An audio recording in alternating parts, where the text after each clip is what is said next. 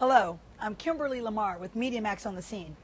And on today's show, we spoke with several industry executives who gave us their opinions on the media landscape 10 years from now.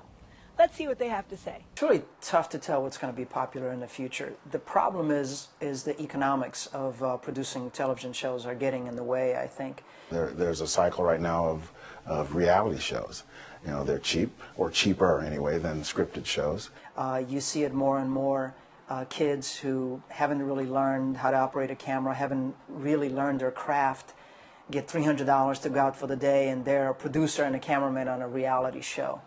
They're allowing people to send in videos for news right off of someone's personal phone or camera. So that's kind of where technology is going. Anybody can produce video. Anybody. How good it is and where it can be used, our standards have lowered a lot for what we say is broadcast quality.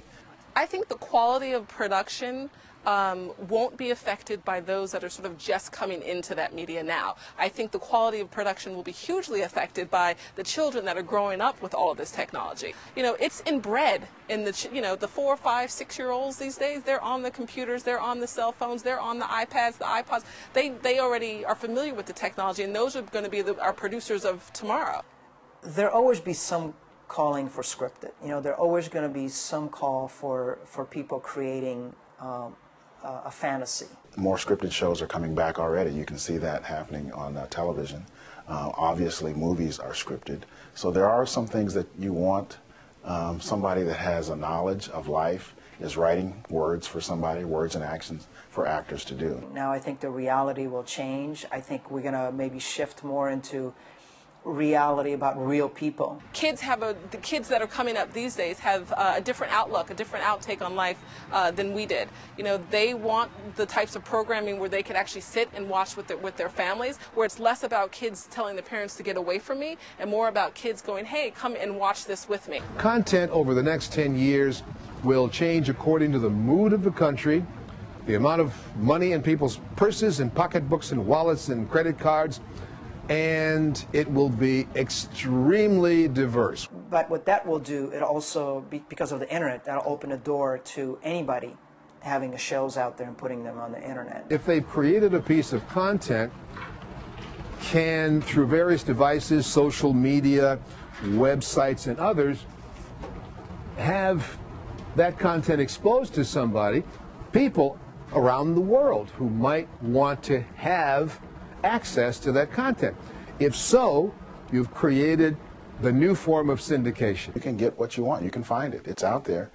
You don't have to sit at your home television set clicking the remote trying to find what you want. You can type in a word and get exactly what you want.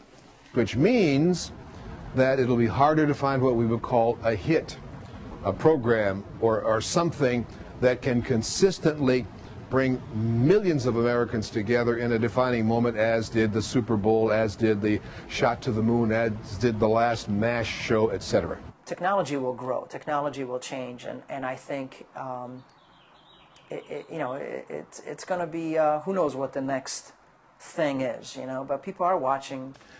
I think some of the things that we will see in the future that we've been looking at on our futuristic television and of course the movies, like the hologram that was introduced, I first saw it anyway, in a Star Trek movie years and years ago, where there was an object and you could see 3 sides of it, top, bottom, and the back. So that's kind of where the technology is going, something that's going to be more realistic than you and I can imagine.